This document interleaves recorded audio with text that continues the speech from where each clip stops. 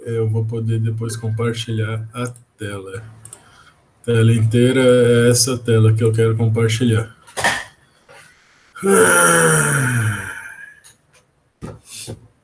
Estou apresentando a minha tela. Bom, então vamos lá. Então hoje a aula é sobre exercícios das leis de Biot-Savart e de Ampère. Eu preparei, se eu não me engano, 5 exercícios sobre isso. Exercícios que eu considero importantes e que ilustram bem o que está acontecendo.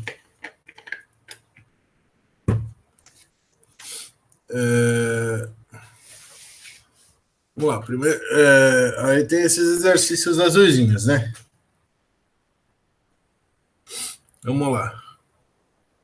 Vamos fazer juntos.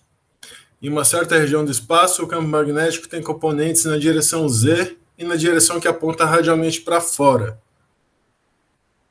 ou em direção ao eixo Z. Então, se eu pego o eixo Z aqui, eu posso escrever meu campo B como B, R na direção R, mais BZ na direção Z. Aonde aqui é R, Φ, Z, eu vou chamar das coordenadas. Todo mundo conhece coordenadas cilíndricas, né? Cilíndricas. Certo? E BZ é a Z. BZ. Vou escrever Azinho porque eu quero escrever Azinho. Onde a constante A é uma constante. E a componente radial depende somente de R. BR é igual a BR de R. Clique aqui, BZ, o vetor, o campo magnético, o vetor campo magnético é BR de R. Na direção R, na direção radial cilíndrica, que aponta para fora do eixo Z, né? Para fora do eixo Z, que Z. Se esse é o eixo Z, a coordenada R, ela aponta para fora aqui, né? A coordenada são os versorzinhos radiais. Mais AZ na direção Z. Certo? Certo. Usando a lei de Gauss para o magnetismo, que a gente não viu, certo? Usando a lei de Gauss para o magnetismo, ache a intensidade da componente radial para R igual a 1 centímetro. Dê sua resposta em microtesla. Aí você fala, tá bom. Qual que é a lei de Gauss para o magnetismo? Vamos lembrar. É para o campo elétrico, né? Qual que é a lei de Gauss para o campo elétrico? Para o campo elétrico.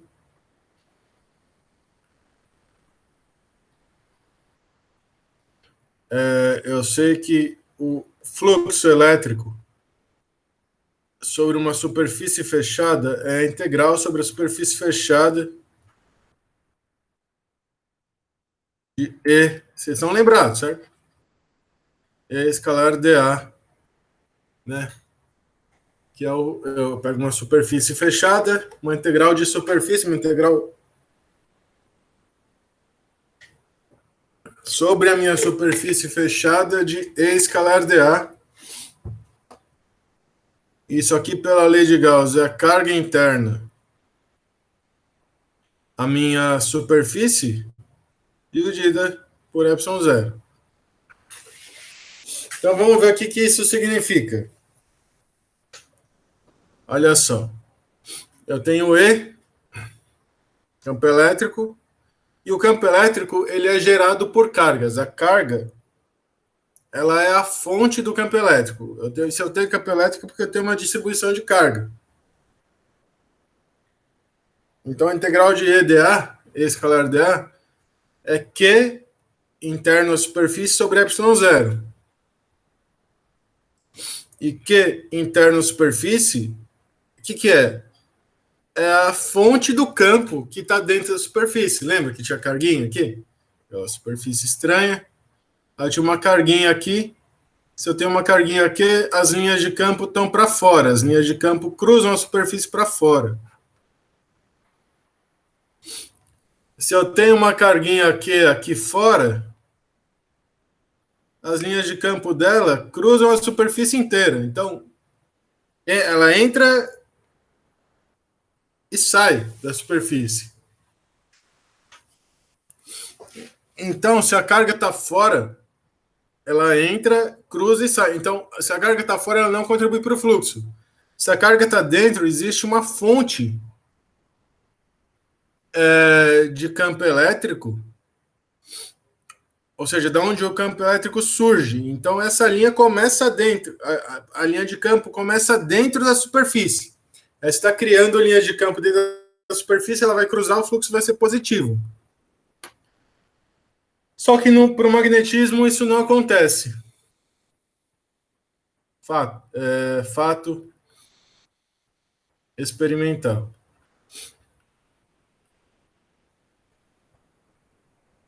Não existem o que a gente chama de monopolos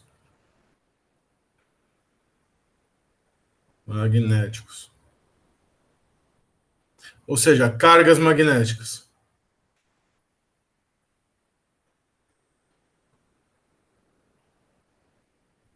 Os ímãs permanentes, eles sempre vão ter o polo norte e o polo sul. Eu nunca vou conseguir isolar o polo norte de um ímã, ou isolar o polo sul de um ímã, que seria equivalente a isolar a carga positiva, isolar a carga negativa. Então, eu nunca vou conseguir. Ou, se eu olhar para a corrente, sempre se eu pegar espirazinhas pequenininhas, para existir corrente, a corrente não pode acabar, certo? Então, se eu olhar para correntes, a corrente sempre vai ser fechada. E se ela é fechada, ela gera um campo magnético do tipo dipolo. E esse campo magnético do tipo dipolo é um campo magnético que, se você olhar, as linhas de campo são fechadas. Não surge, né? Porque no caso elétrico, a linha de campo saía da carga e aí ela começava em algum lugar. Aqui não, ela nunca começa em algum lugar. Ela é sempre fechada. Nunca vai acontecer da linha de campo terminar em algum lugar. Ou seja, as linhas, como não existe carga magnética, as linhas de campo magnético sempre serão fechadas.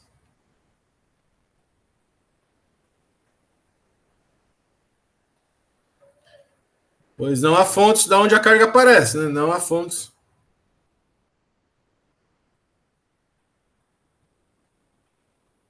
Onde as linhas de campo.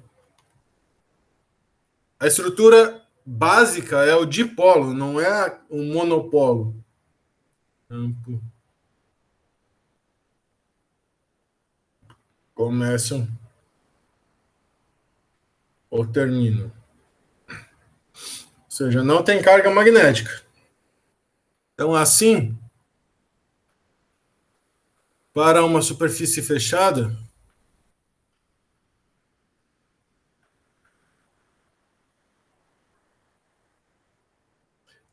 eu posso escrever que o meu fluxo magnético, que vai ser em analogia ao caso elétrico, a integral fechada sobre a superfície de B escalar dA, ele seria a a carga magnética, né?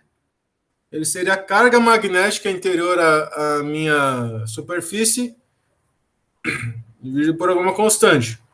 Mas não existe carga magnética, então o fluxo é zero, certo? Isso aqui vale para tudo. A gente vai ver isso aqui depois no contexto das equações de Maxwell. Mas já dá para dizer que o fato dos ímãs terem sempre polo norte ou polo sul, o fato das espiras serem sempre fechadas, né? A corrente sempre corre, ela nunca sai, ela sempre fecha um circuito.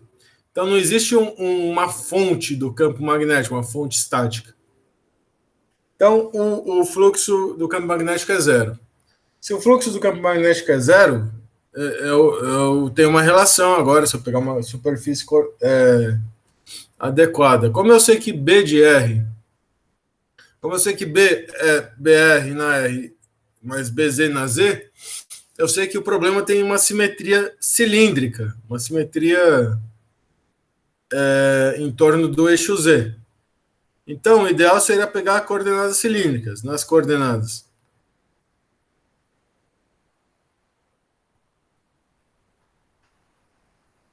vocês já viram, certo?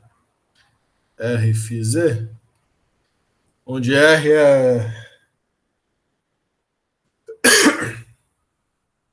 escrevemos. Então, como eu disse lá em cima, B vai ser a componente na radial de B, que depende de R na direção R cilíndrico, mais a componente AZ na Z. Certo? Certo. Até agora, a única coisa nova é isso, que o fluxo magnético é zero.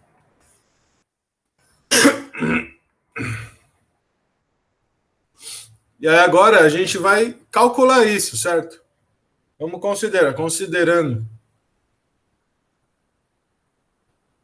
uma superfície gaussiana.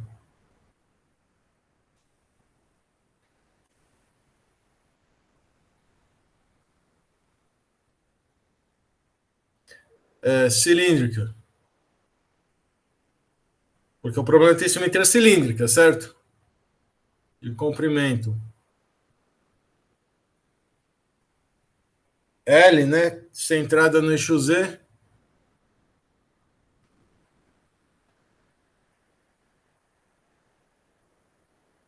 Ou seja,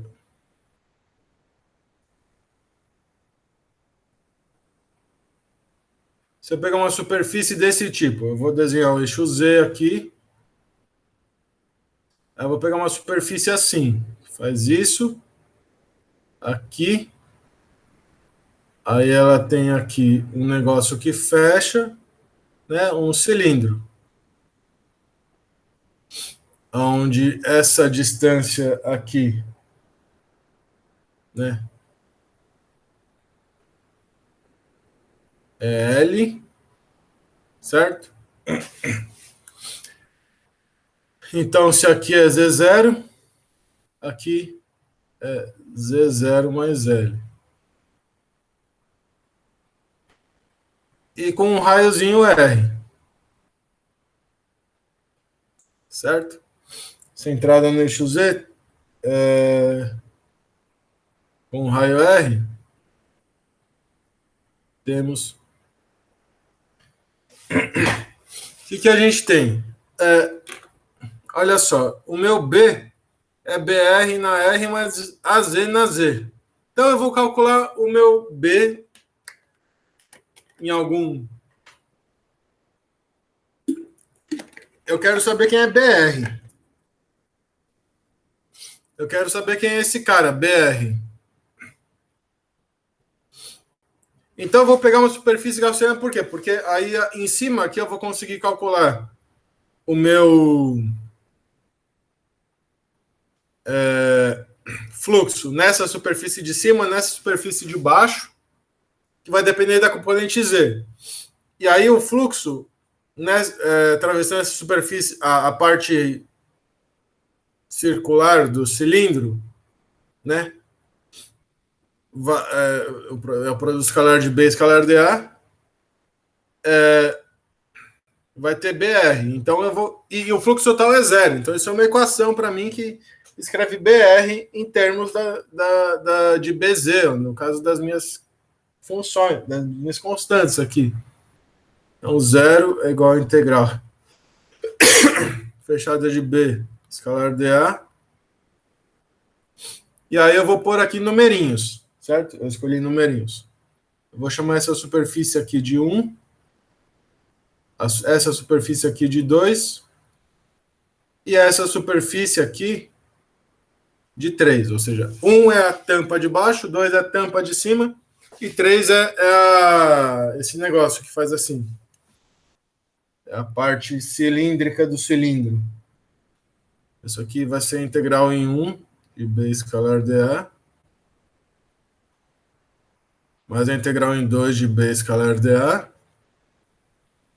mais a integral em 3 de B escalar de A. E quem são esses caras, né? Fala que a gente já fez isso aqui para eletromagnetismo, para eletrostática. A integral em 1. Oh, meu Deus. Integral em 1 de B escalar de A. O que é? O dA está para baixo, certo? E o B, eu pego a componente, então, vertical, certo? Porque a componente radial é zero. Então, isso aqui é menos a Z0, certo? Vezes a área. Isso aqui é menos BZ vezes a área, que é igual a menos BZ vezes π R ao quadrado, que é igual a menos a z vezes πr quadrado. A zero. Z0, certo? A integral em 2, analogamente, é a mesma coisa, só que o dA ele aponta para cima aqui, né? Então ela é BZ vezes a área, que é igual a A. Só que agora é AZ, né? AZ, avaliado nesse ponto, é AZ0 mais L. Z0 mais L, que multiplica π R ao quadrado. Porque se BZ é AZ, embaixo ele vale AZ0, em cima ele vale AZ0 mais L. Então, em 3, né?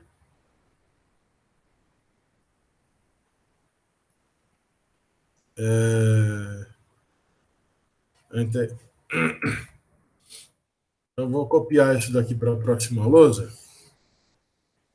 certo?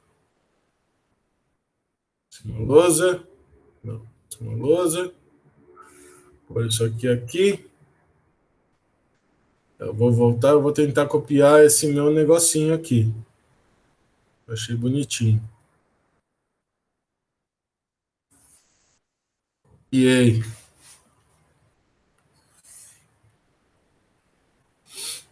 Certo? Então eu vou calcular em 3. Em 3, a integral de B escalar dA. Aqui o dA está para fora, né? Então vai ser BR vezes a área do cilindro.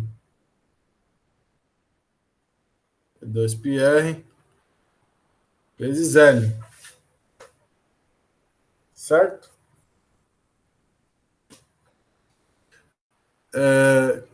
Logo, zero. Vamos lá.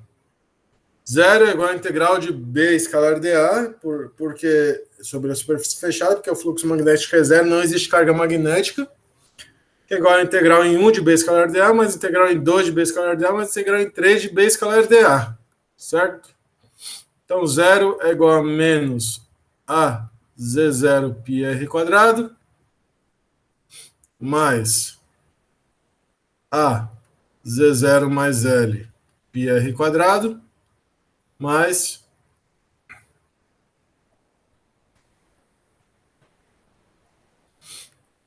aqui o termo B, mais BR, o termo né, nesse cilindro, mais BR, oh meu Deus, BR vezes 2πrl, certo? Esse menos AZ0 cancela com esse mais AZ0. Então, isso aqui vai me implicar que LπR quadrado mais BR vezes 2π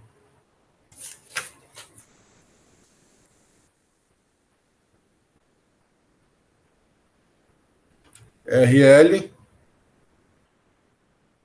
é igual, opa, AL, né? É igual a zero, certo? Então, isso aqui vai me implicar o L corta, né? Porque, como esperado, BR só depende de R, não vai depender do. Não pode depender do tamanho da. O campo não pode depender do tamanho da superfície gaussiana, né? Ele depende só de R. Porque aqui BR é igual a vezes R sobre 2. Certo? Tudo bem? Alguma dúvida? A gente começa do exercício aqui. Eu tenho esse campo, eu sei quem é BZ, eu quero saber quem é BR. Supondo que BR dependa só de R. Então eu uso o fato de que o fluxo magnético é sempre zero, não existe monopolos magnéticos, cargas magnéticas, pego uma superfície gaussiana adequada, calculo as integrais e acho o valor do campo, certo? Certo. Beleza. Então esse foi fácil. Então, se esse foi fácil, vamos fazer outro, né? Um fio infinitamente longo, esse problema aqui é bonitinho. Um fio infinitamente longo transportando uma corrente I é dobrado em um ângulo reto. Vamos na figura. Determine o campo magnético no ponto P, que está aqui, localizado a uma distância X do canto do fio. Eu não quero chamar de X, quero chamar a distância de A. E eu posso fazer isso porque é o que estou escrevendo. Só para ficar bonitinho, porque eu vou fazer com analogia com essa figurinha aqui.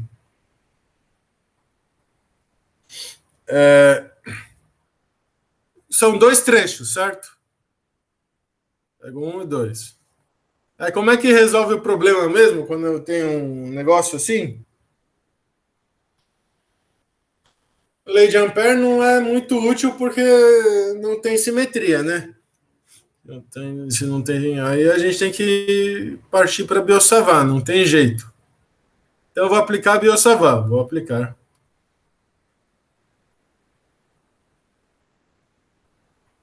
Biot-Savart. No trecho, aí eu vou no trecho um, eu tenho que o DS está para a esquerda, né? E o DS está para a esquerda, né? Se eu faço aqui eu pego um pontinho. Aqui tem DS e aqui é o versorzinho R. Então DS paralela a R, isso que implica que DS Vetor R igual a zero, então o B1, que seria μ0i sobre 4π, a integral de ds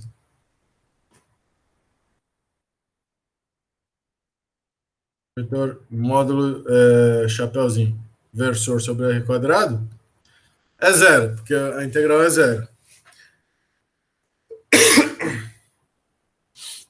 Então, beleza.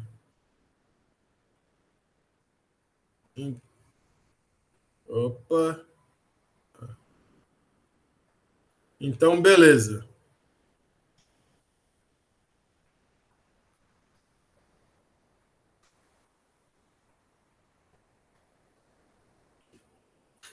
Agora, no trecho 2,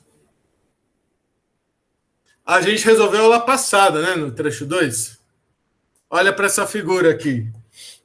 Vimos na aula passada, a gente resolveu esse problema. Um fio finito. Aqui. Para configuração da figura. Acima. Por figura acima, eu chamo esta figura, certo? Que B, neste ponto P, a gente viu isso, né? Tem que lembrar direitinho das coisas. B no ponto P, ele vai ser igual a μ0i sobre 4πa, onde A é a distância ao fio, aqui, né? X dividido por raiz. É um fio onde aqui ele tem um comprimento L1 para a esquerda do meu ponto que eu estou calculando e L2 para a direita. Aí eu ponho um eixo X e X vai ser então a distância em relação ao meu eixo aqui. X dividido por raiz quadrada de x quadrado mais y quadrado mais a quadrado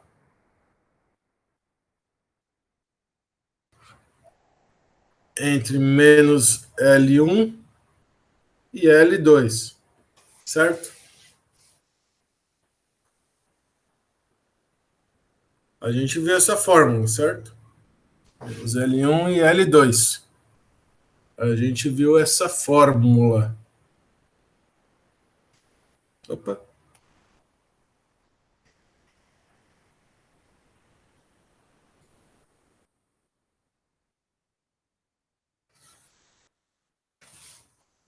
Certo? Por que vale essa fórmula, né? Com B. Certo?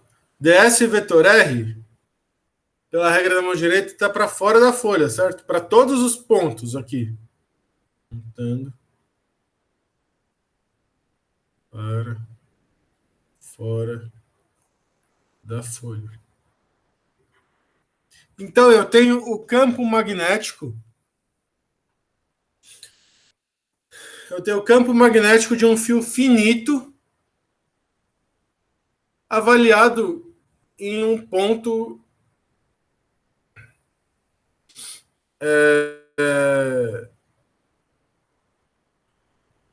cuja perpendicular cruza o fio, né? Eu posso calcular. Então, eu tenho. Aqui não, aqui eu não calculei. Não calculei aí. Mas eu calculei. Mas daria, né? Daria para estender essa fórmula. Mas eu calculei aqui.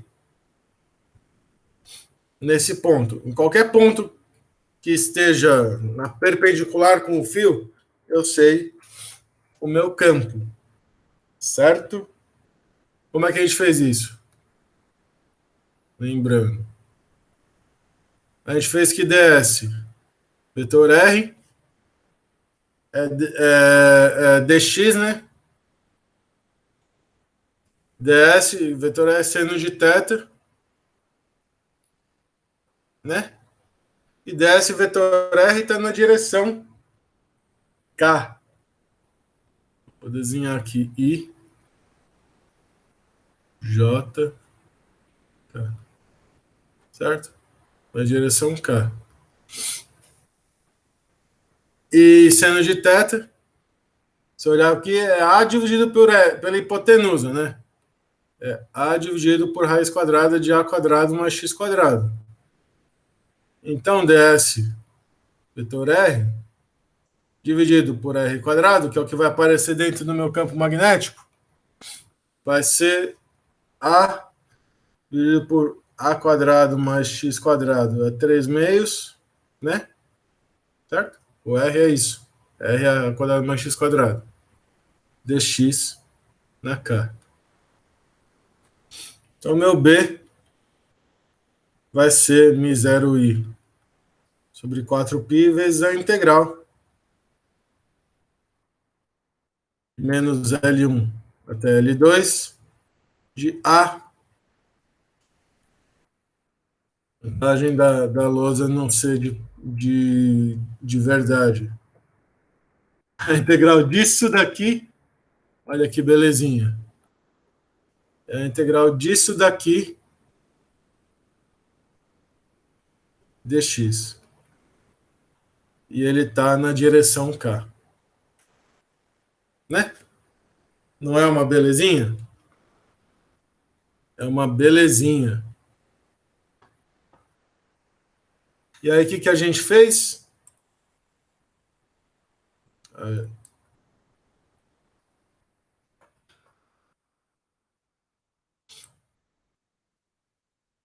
Eu falei para vocês, eu vou fazer o seguinte, eu vou somar, eu vou escrever isso aqui como μ0i sobre 4πa integral de menos L1 até L2 de A quadrado dividido por A quadrado mais X quadrado a 3 meios dx.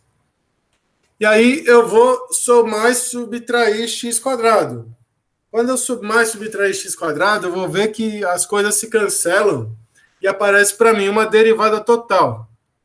E eu escrevi isso na aula passada como μ0i sobre 4πa, que vezes a integral de menos L1 até L2, da derivada total, né? Vou fazer mais um passo aqui.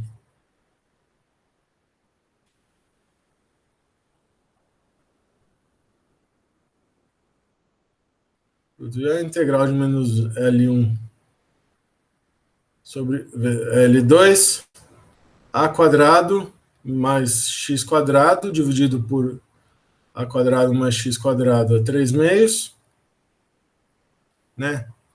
Menos X quadrado dividido por isso. X vezes X dividido por A quadrado mais X quadrado a 3 meios dx.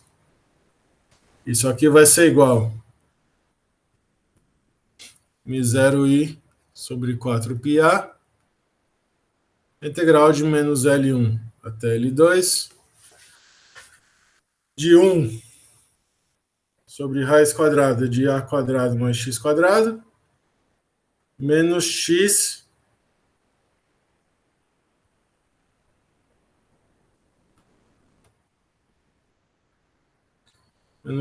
que multiplica x dividido por A quadrado mais X quadrado a 3 meios dx. Isso aqui, então, eu escrevi como μ0i sobre 4πa, integral de menos L1 sobre... Isso aqui é revisão, certo? Vocês já viram. Aí você... ddx de x dividido por raiz de A quadrado mais X quadrado. Dx. Você pode verificar que se você derivar essa expressão aqui, você encontra a expressão de cima. Então, o meu B em P vai ser μ0i sobre 4π. É uma derivada total, integral pelo teorema fundamental do cálculo, integral da derivada total é integrando, certo? É o que está dentro desse negócio. É x dividido por raiz quadrada de A quadrado mais X quadrado entre menos L1 e L2. Tudo bem? Foi assim que a gente fez. Foi assim que a gente fez na aula passada.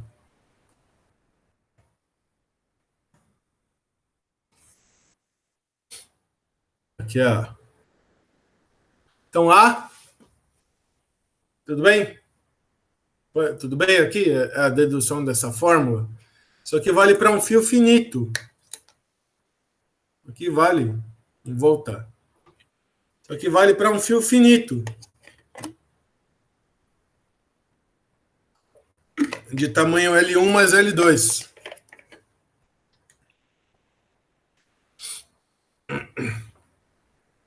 E aí, valendo para um fio finito, a gente pode depois ver o que acontece com o fio infinito. Tudo bem? Tudo bem.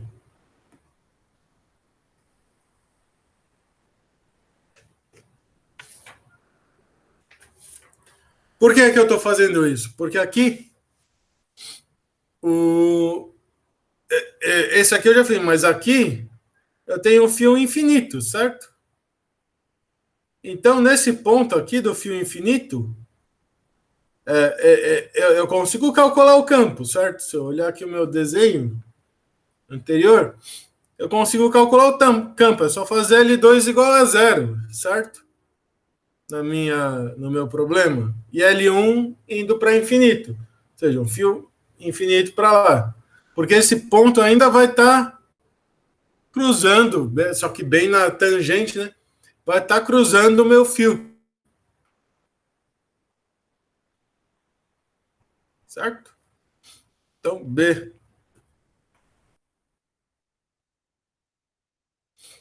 Então, para o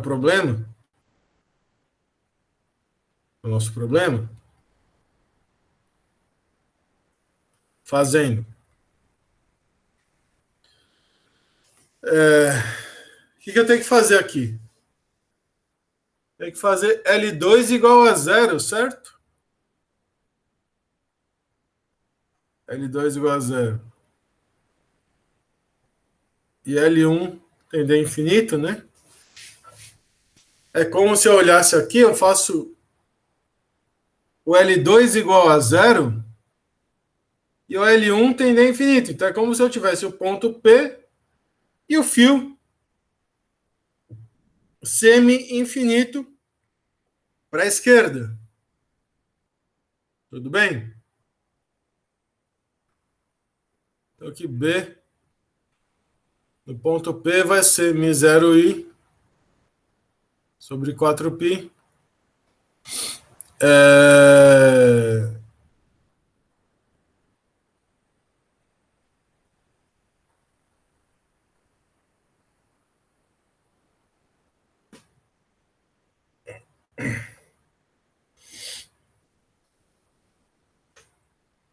Como é que é o negócio aqui, então? Aqui tem um A, certo? Eu esqueci de pôr aqui, mas ele tem um A, certo? 4πA.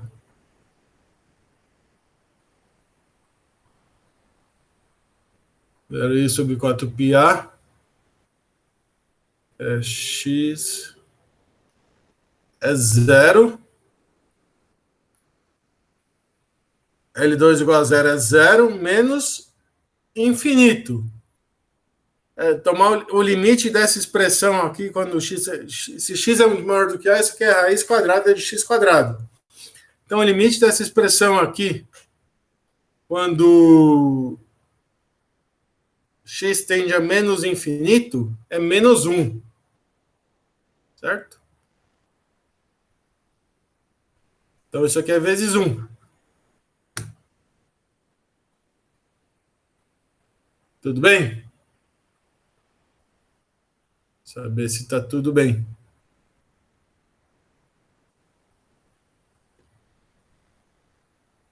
Então, esse aqui é o campo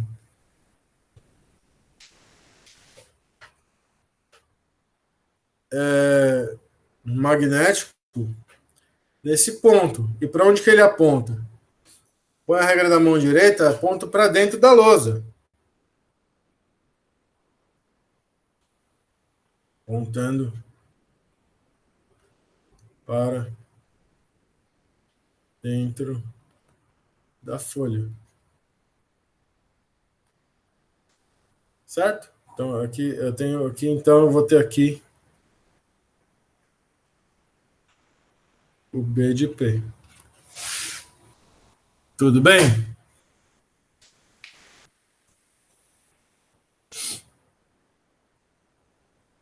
Perguntas?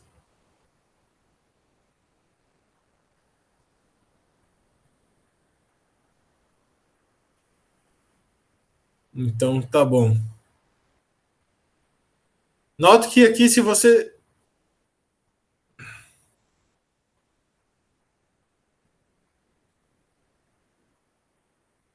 Nota que aqui, se você olhar, se você pegar o fio infinito, lembra que era M0 I sobre 2πA? O campo magnético de um fio infinito, infinito para os dois lados, é M0 I sobre 2πA. Rodando, né? Do fio semi-infinito, se você calcular no final dele, nesse ponto, vai dar M0I sobre 4πA. Porque você pegou só metade. Né? Se você calculasse aqui, não, aí você fala, não, quero calcular nesse ponto aqui. Aí não, aí você teria que juntar a contribuição do menos infinito daqui, mais a contribuição aqui dessa parte. Eu teria que mudar os limites de integração aqui. Mas não é o que a gente quer. Então isso aqui é meio de M0I sobre 2πA. Tudo bem? Tudo bem.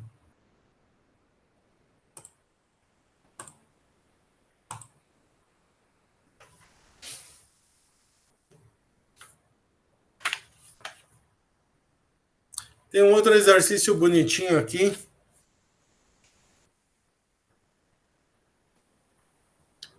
Que é o seguinte. Vocês estão me acompanhando?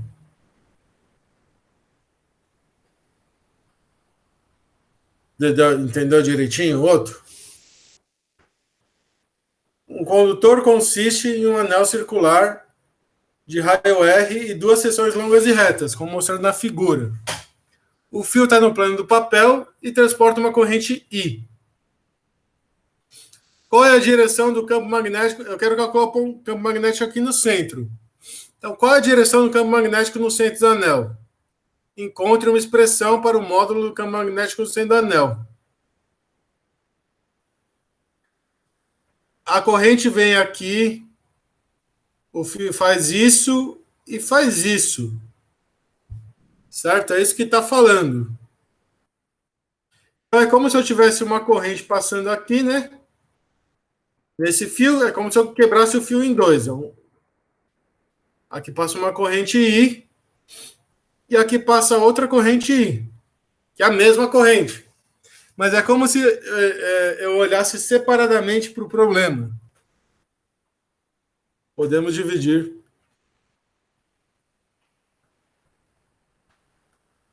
o problema em duas partes.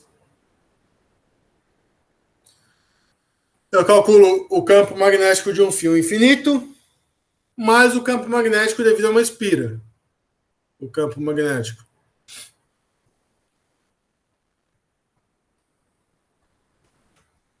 de um fio infinito, tudo transportando corrente, certo?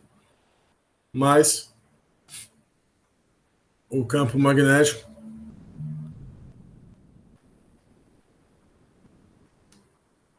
de uma espira circular. Certo? Para o fio infinito a gente sabe, porque a gente já calculou para o fio infinito, né? Então, de novo, aqui a gente está fazendo aqui, dividindo o problema com um fio infinito passando corrente assim, e uma espira passando corrente assim. Para o fim infinito,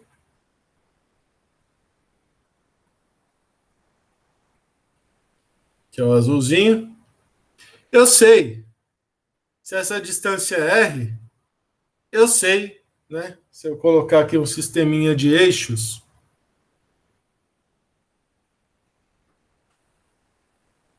que eu coloquei como sendo IJK, e vetor J é sempre K, mas eu posso ficar rodando eles, né? Assim, assim, posso colocar torto. Para o fim infinito, sei que no ponto P,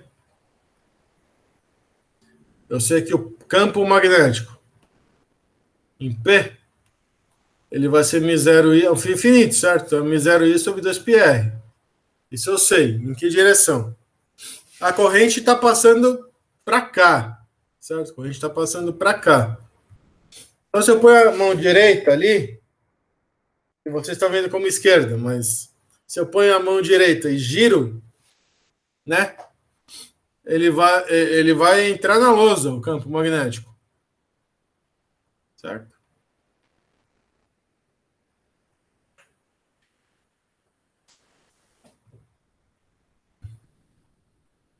Vou chamar de B1.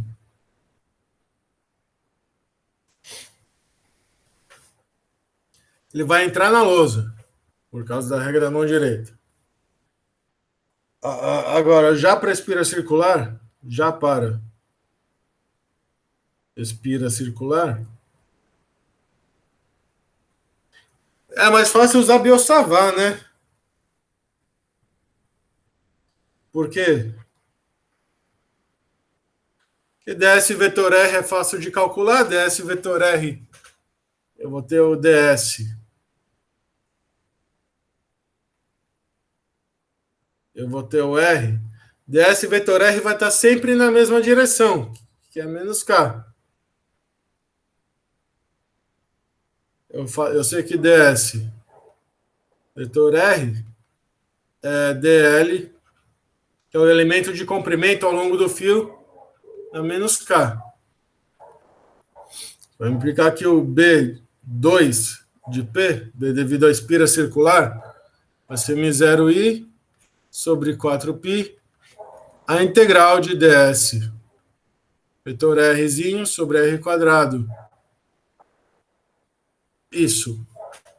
Então, μ0i, 4π, a integral de dl, e R quadrado é Rzão quadrado, certo? R é constante. Na menos K,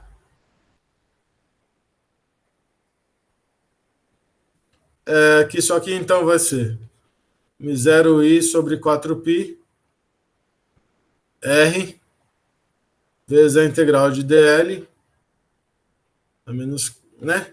Então, B2, P, μ0i, né? E está na direção K.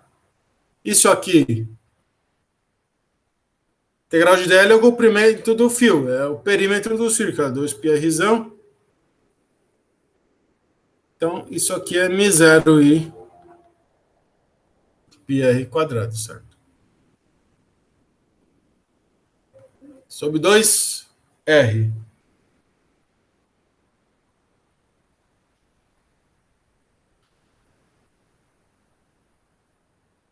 Isso aqui vai implicar que o B2 de P é igual a μ0i sobre 2r na menos K. Tudo bem? Para calcular aqui, então, para a espira circular, eu usei Biot-Savart. Aqui o ds vetor R ele vai estar sempre na direção, né? Menos K, que é a direção para dentro da lousa. Então, B2 de P vai ser Biot-Savart. R é constante, sai da integral. A integral de dl é o perímetro, que é 2πr, fica μ0i sobre 2r na K. Então eu tenho que B1 de P é igual a isso,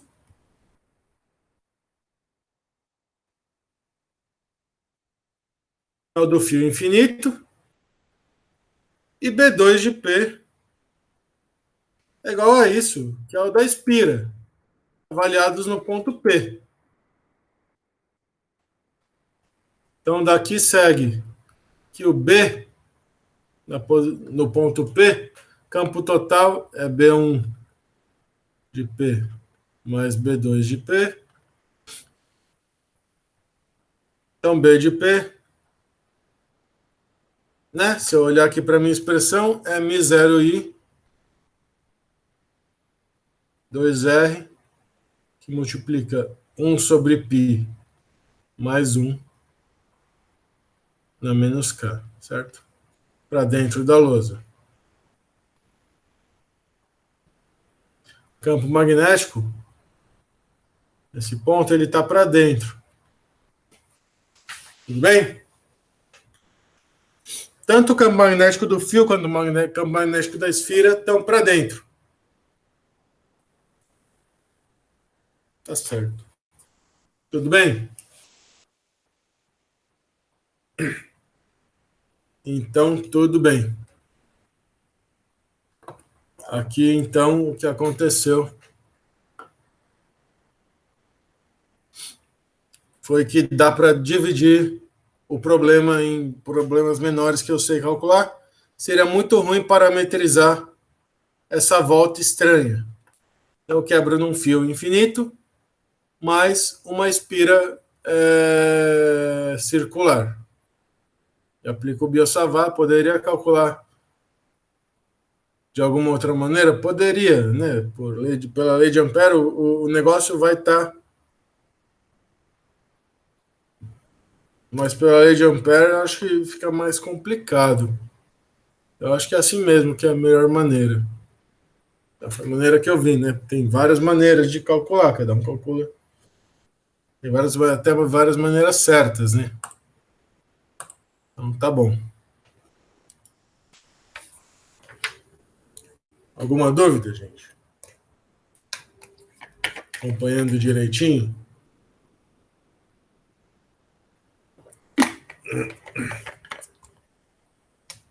Então vamos lá. É bom ter o feedback para saber se continua ou não. Então vamos pegar aqui um cabo, terceiro caso, cabo coaxial. Essa figura é uma visualização da seção transversal de um cabo coaxial. Pega um cabo coaxial infinito, né? Com esses que tem fios de coisa. Então, ele é formado por duas coisas. Ele tem um condutor central, né? Pequenininho, onde passa uma corrente I1. Vai ter uma borracha, e é essa parte aqui, e não passa corrente nenhuma. Aí tem uma camada condutora, né? Uma casca condutora, onde passa uma corrente I2. E aqui está supondo que I2 está para dentro da lousa, né? Quando eu olho assim o negócio. E aí tem uma outra borracha para a gente não se machucar. Aí ele fala, conhecendo essa distância D, conhecendo I1, conhecendo I2, encontre o módulo e direção do campo magnético no ponto A e no ponto B. E aí, qual que é a melhor maneira de resolver esse problema? Aplicar Biot-Savart? Talvez. Mas o Biot-Savart, a gente sabe, é Ampère. Porque o Biot-Savart a gente sabe de um fio unidimensional. Então, o que eu vou fazer? Eu vou pegar aqui um laço amperiano circular, certo? O campo tem simetria cilíndrica.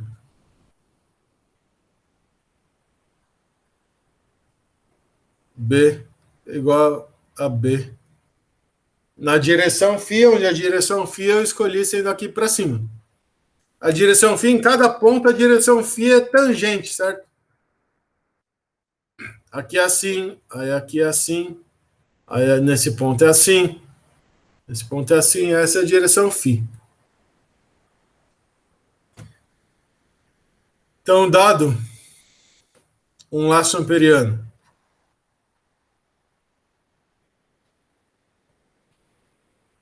circular concêntrico ao cabo,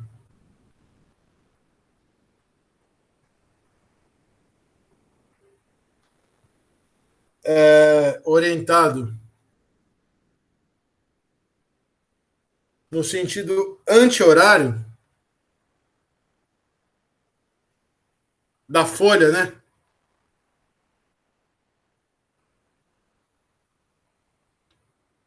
Temos. Então eu vou fazer um laço amperiano aqui, em A, vai ser um circulinho. Eu vou orientar assim, certo? Ele vai rodar para cá. A gente sabe, então, pela lei de Ampère, que a integral de linha fechada de B escalar ds é igual a μ0 I, onde I é a corrente que passa, é a corrente interna, né? A corrente que passa pelo interior do meu laço amperiano, né? Pela área definida pelo laço, onde interno é a corrente que cruza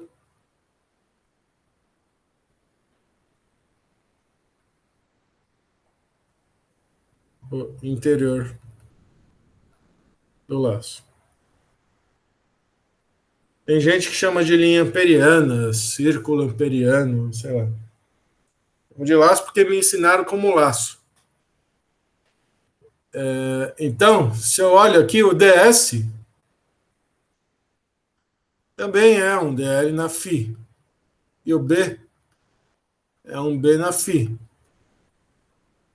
Então, a integral de linha de b escalar ds é b vezes a integral de dl, integral do comprimento, que é 2πr, certo? Que é 2πa, né?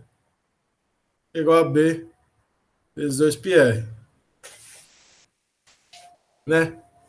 Então eu sei que b vezes 2πr é igual a μ0 I interno. Então b é igual a μ0 I interno sobre 2πr.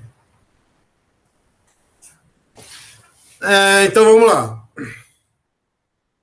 A gente sabe então que B é μ0 I interno sobre 2πr. Então vamos calcular isso em A e em B.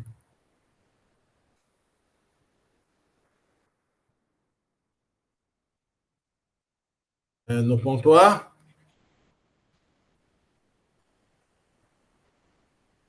lembrando que o meu laço amperiano está assim, né? O laço amperiano está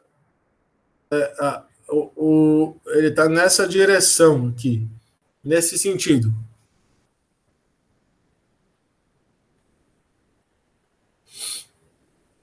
Certo? Então, no ponto A corrente que está dentro é uma corrente que é I1 saindo da lousa. Então, pela regra da mão direita, o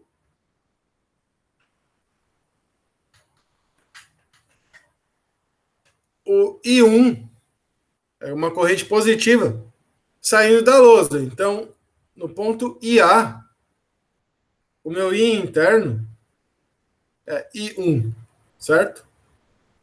Isso me implica que B de A é igual a μ0 I1. Vamos escrever bonitinho.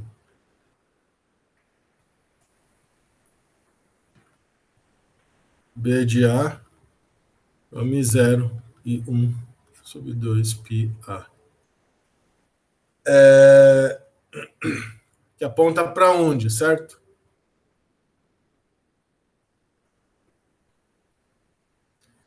Aí eu vou botar eixinhos aqui para cima. Então,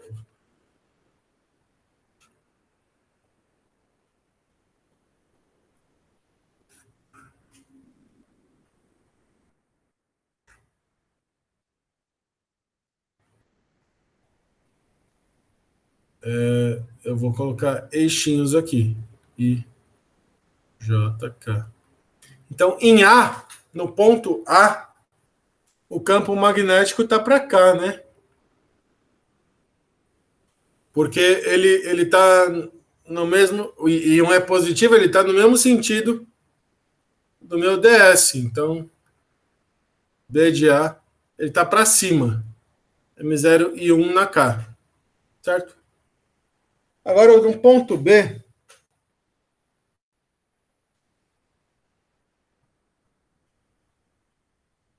No ponto B, o que acontece é que eu vou pegar um outro laço amperiano, igualzinho, só que de raio maior. Orientado para cá também. Então, R igual a B, eu vou ter que a corrente.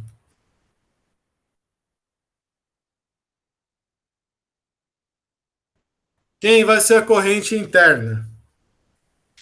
Eu estou orientando o meu DS para lá. Olha só, estou orientando o meu DS para lá. Então, I1 está dentro, I1 está para fora da lousa. Então, I1 segue a mão direita no sentido, pela regra da mão direita, né? O I1 tá certo, está no sentido de DS.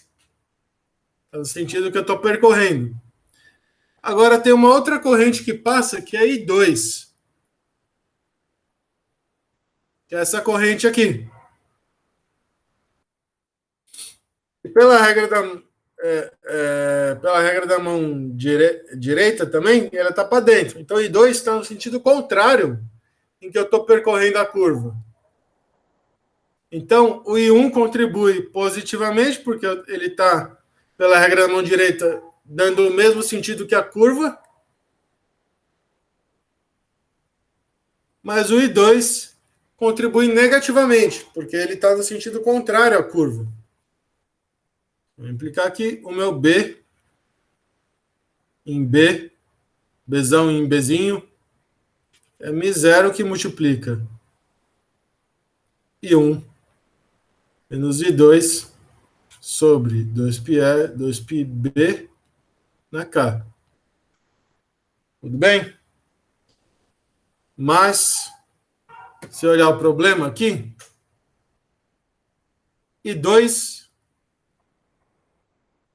é maior que I1. Então, aqui, certo? Mais I2 maior que 1. Eu posso escrever o meu B de B, meu Bzão de Bzinho, o menos uma coisa positiva, porque essa coisa é negativa. I0, I2 menos I1, dividido por 2πB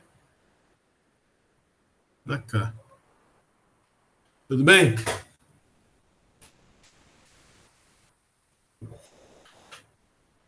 Tudo bem. Tranquilo, né, gente? Ampere é tranquilo. I2 é maior. Ah, sim. Eu não falei, mas o I2 é maior por causa do enunciado aqui. Eu li rápido demais. O I1 é 1 ampere e o I2 é 3 amperes. Então, se o I2... enfim, eu não li, eu só falei que era, mas estava escrito. O I2 é maior. O I2 é maior, o I2 estando para dentro, ele vai dar a contribuição negativa maior do que a contribuição positiva.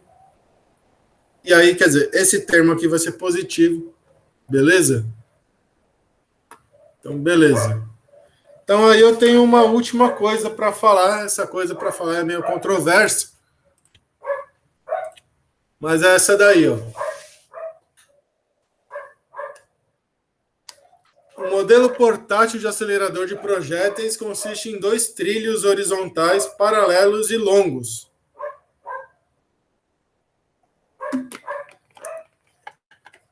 separados por uma distância d. Aqui, d. Conectados por uma barra BD. Então, aqui tem um circuitinho de massa da barra. A barra está originalmente em repouso no ponto médio dos trilhos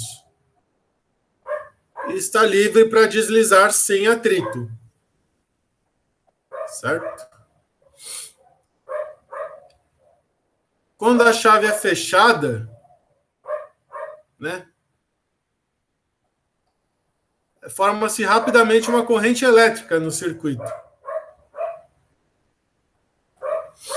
Os trilhos de a barra têm baixa resistência elétrica e a corrente é limitada a um valor constante. Enquanto a velocidade da barra, após ela ter se deslocado, a barra vai sentir uma força aqui. Contra a velocidade da barra, após ela ter se deslocado por 130 centímetros em direção ao final do trilho. Né? Utilize π igual a π e bababá. Vamos lá.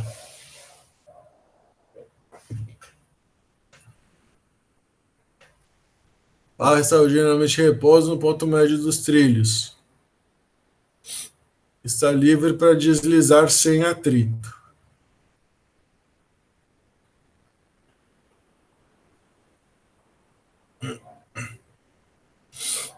Certo? É um fio muito longo. Então, aí o que acontece? Como é que eu faço isso? Quando eu ligo o circuito, o fio é muito longo, certo?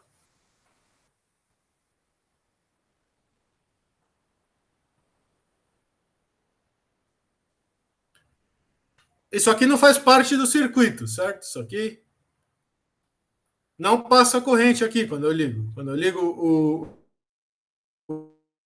o circuito, assim, ela vem para cá, ela vem para cá, vai para lá. Certo? Só que ele é muito longo. Então eu posso aproximar isso aqui por um fio semi-infinito. Posso aproximar.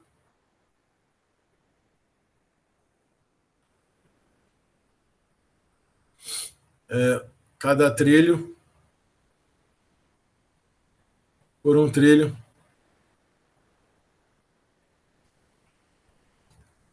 semi-infinito. Certo? Porque pode. Aí é que tá. Tem as aproximações, né? As aproximações, elas nem sempre são triviais de se ver. Essa aqui, por exemplo, não é. Então a corrente passa aqui, só que é muito longa, é basicamente semi-infinito. Mas tem a corrente aqui.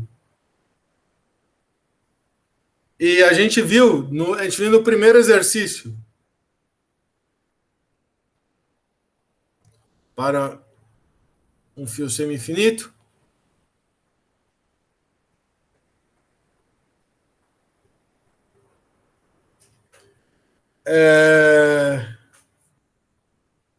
se eu vou apagar algumas coisinhas aqui. Se eu escrever esse aqui como um ponto P,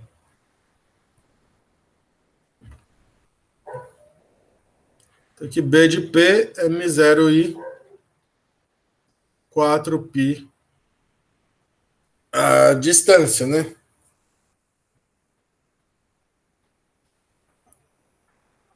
A distância aqui, qual que é a distância aqui? D é a distância toda, então é 4π que multiplica D sobre 2. o campo magnético aqui de um fio semi-infinito, vou escrever assim, vamos escrever primeiro. 4πA, onde A é a distância entre P e o fio. Então, aqui, a gente desconsidera isso daqui. Aqui não passa a corrente passa aqui. Então, a corrente passa aqui, né?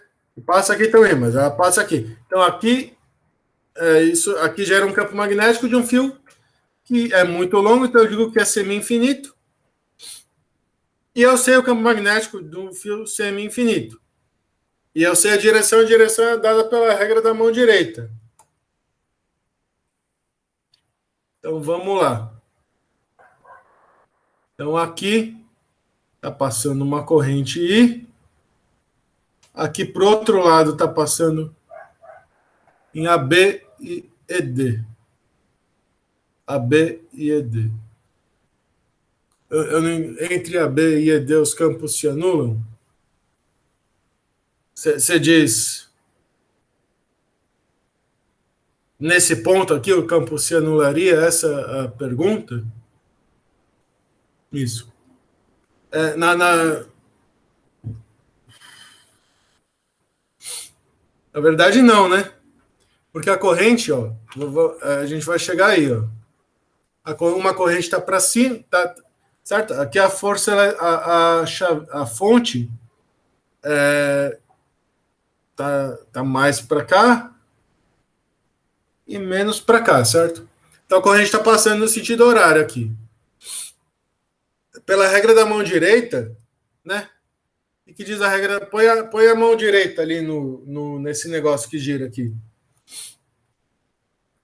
Pela regra da mão direita, o campo magnético aqui vai fazer assim. Né? Porque ele gira no sentido da corrente. E aqui, pela regra da mão direita, olha só que legal. Deixa eu ver se eu fiz direito isso.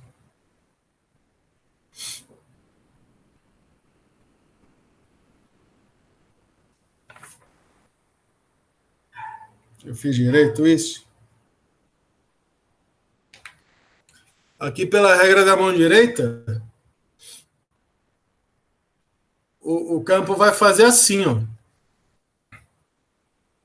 Então, quando chegar nesse ponto aqui, que é o ponto que eu quero, que é o ponto do meio, esse campo vai contribuir com uma contribuição com uma coisa para baixo, esse ponto também com uma coisa para baixo. Deixa eu fazer uma anotação aqui. Menos M0 na J.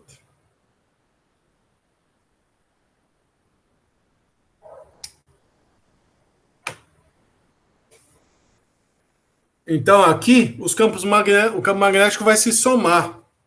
Certo? Você está vendo? Vem um para cá, vem outro para cá. Então, beleza. Então, vamos calcular, né? Então, eu sei que... vamos lá que eu me perdi nas minhas anotações aqui. Certo? A gente podemos desprezar a distância. Não podemos desprezar nada. Eu vou escrever assim. Isso aqui vai implicar, então, como esse fio aqui é semi-infinito, né? Eu vou chamar isso aqui de 1, eu pus nome, 1 e 2. Mas de 1, fio 1 e fio 2. Então eu tenho que B1 no ponto P. Por que eu quero no ponto P? Porque ele está pedindo para calcular a aceleração como se a força que o campo exerce sobre a barra é integral dos negocinhos aqui, certo? Porque aqui o campo que age aqui é diferente, o campo que age aqui é diferente. Mas ele está pedindo para aproximar o campo, para calcular a força, com o campo que aparece aqui no meio, né? Considera apenas a força calculada no centro da barra. Então é como se a força no centro da barra, né? Ou seja, o campo do centro da barra. É como se eu usasse o campo do centro da barra para calcular a força magnética sobre o negócio aqui, que vai ser um condutor passando corrente. A gente viu já na aula passada como calcular a força magnética sobre um condutor que passa corrente. Então, B1 de Rho, de P, esse é o ponto P. Como o fio é semi-infinito, eu sei que isso aqui, eu vou colocar eixinhos, porque eu gosto de colocar eixinhos.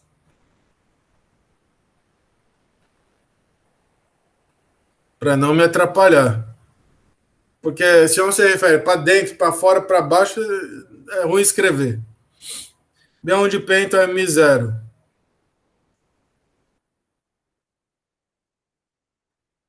Pi sobre 4π. D sobre 2, certo? D é a distância entre os fios. Então, D sobre 2, né? É a distância entre P e B.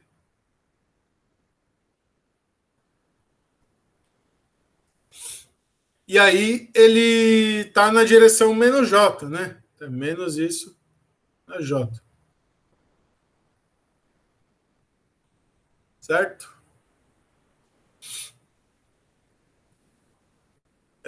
E analogamente B2 de P, a corrente passa para lá, o negócio está para cá, ele vai ser a mesma coisa. Porque a corrente passa para o outro lado, mas o fio também está do outro lado.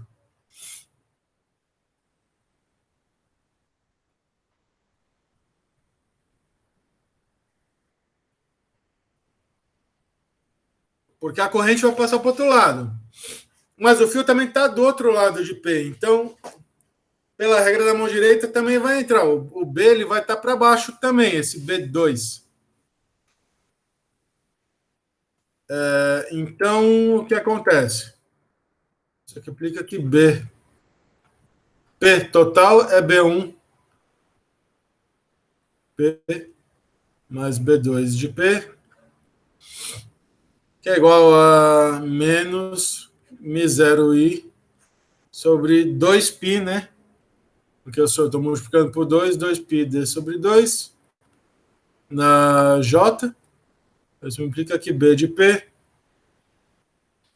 é igual a menos Mi0I sobre π vezes D na J, certo? Então, eu tenho o meu campo magnético que age sobre a minha. Eu estou batendo na luz, mas vocês não estão vendo a minha. Vocês estão vendo a minha tela, mas não estão vendo eu encostar na tela, né? Eu tenho o meu campo magnético que age aqui sobre esse ponto. Eu estava encostando na tela do computador, né? Porque eu achei que, enfim, a gente está acostumado com a vida normal. Então a gente tem esse campo. Então a força magnética. Lembra que aqui não passa corrente, né? Aqui não passa corrente. Então isso aqui não contribui. Por isso que o fio é semi-infinito. Porque o circuito está fechado aqui. Exercido. Pelos trilhos na barra. Aproximando.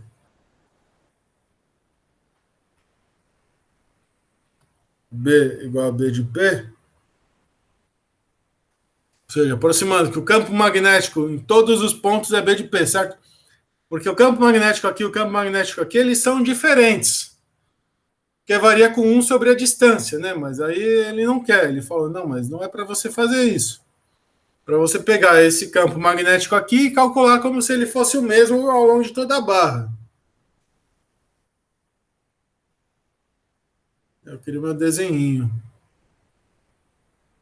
Isso aqui é F vai ser o quê? F vai ser I, L, vetor B, certo? E agora eu tenho que colocar direitinho as minhas coisas. Então eu tenho uma corrente I aqui. Aqui então eu vou ter uma corrente I. Aqui eu vou ter uma corrente I. Aqui então eu sei que B é igual a isso.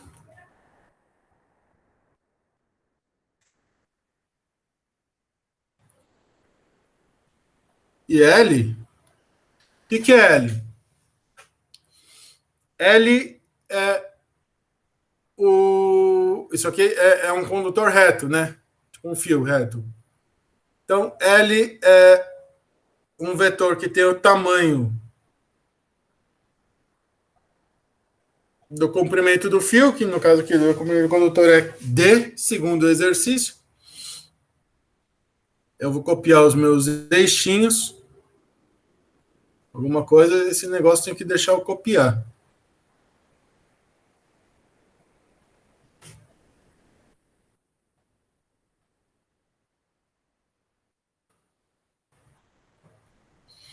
Pelo meu desenho, L vai ser D na direção K. Certo?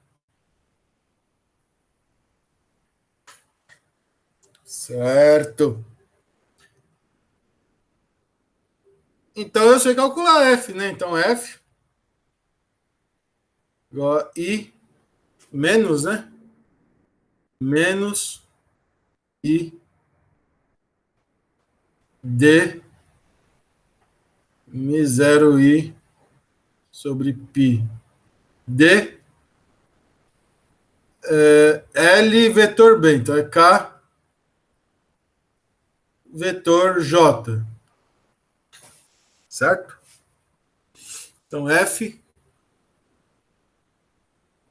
é igual a I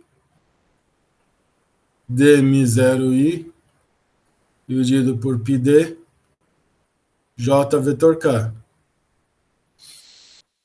E aí isso aqui então é I quadrado mi 0 I quadrado, certo? O D cancela. Legal, não depende de D esse negócio. Mi 0 I quadrado dividido por π na I. Olha que bonitinho. Deixa eu ver se eu acertei. Eu acertei, mas eu escrevi J aqui. Mas é I. F é m 0 I quadrado dividido por π na I. Então a força aqui, vai agir uma força aqui. A força. Vou fazer amarela. Tem um amarelo mais bonitinho. Vai fazer uma força aqui. Essa força aqui é uma força magnética dada pelas essas correntes aproximadas como semi-infinitas, né, da bateria, que está muito longe. E aí, enfim, aí é isso. Vai ter uma força. E daí? Daí nada, não é isso que eu quero. Encontre a velocidade da barra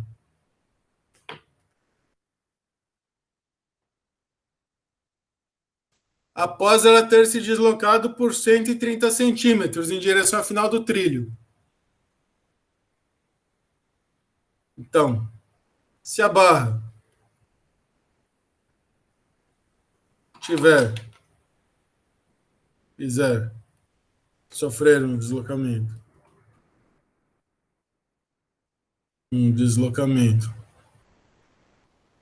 Inicialmente ela está parada, certo? Eu ligo a chavinha, começa a passar corrente, começa a empurrar o negócio. Sofrer o deslocamento delta x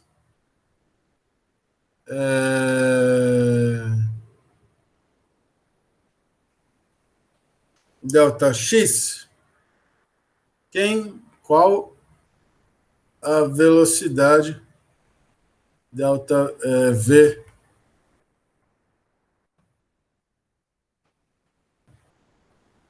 no,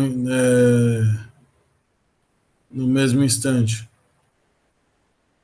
Isso aqui é fácil, certo? Eu não sei decor a equação de Torricelli. F igual a isso, certo? Então vamos lá. Então, como eu não sei Torricelli, vocês podem saber, mas eu não sei. Eu sei que V de T é A vezes T.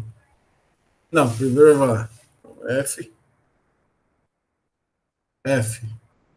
Segundo a lei de Newton, MA implica para mim que A é μ0 e quadrado por πm. Essa aqui vai ser a aceleração do fio, a aceleração constante desse negócio aqui, dessa barra azul. Então, equações de movimento.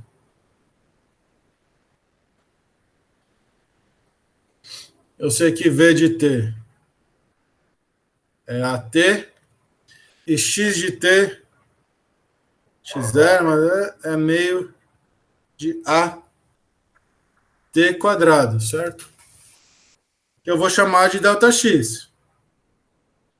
Então eu sei daqui que o meu T quadrado é 2 delta X sobre A, implica que T é a raiz quadrada de 2 delta X sobre A. Então isso me implica que V vai ser AT, ou seja, esse tempo aqui, né, é o tempo, ou seja, é o tempo em que ele andou delta X.